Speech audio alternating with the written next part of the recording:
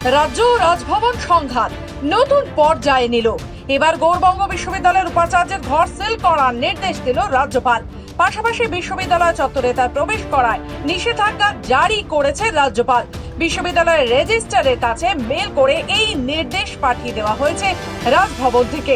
বঙ্গ বিশ্ববিদ্যালয়ের রেজিস্ট্রার বিশ্বজিৎ দাস কথা জানিয়েছেন। প্রসঙ্গত, গৌড়বঙ্গ বিশ্ববিদ্যালয় ওয়েবকোপার সভায় ব্রাত্যর উপস্থিতি ও নির্বাচনী বিধি ভঙ্গ নিয়ে এই পদক্ষেপ। যখন 6:30টার সময় দপ্তর থেকে বেরোচ্ছি তখন আমি মেলটা চেক করি। তার আগে অনেকক্ষণ মেলটা চেক করা হয়। আগে আমাদের ছাত্রদের একটা প্রোগ্রাম ছিল, সেই প্রোগ্রাম ইফতার পার্টি। আমাদের ছাত্ররা ওখানে ব্যস্ত ছিল। ফিরে এসে যখন মেলটা আমি চেক করি, আপনাদের এই বক্তব্যের সত্যতা আমি স্বীকার করছি, এই ধরনের মেল একটা এসেছে। তো ওনার দপ্তর থেকে যেটা বলা হয়েছে তাতে হচ্ছে যে প্রফেসর রজত কিশোর দের চেম্বার বন্ধ করে দিতে বলা হয়েছে এবং তাতে করে কোনো যদি অসুবিধার সম্মুখীন হয় পুলিশ প্রশাসনের সাহায্য করতে হয়েছে।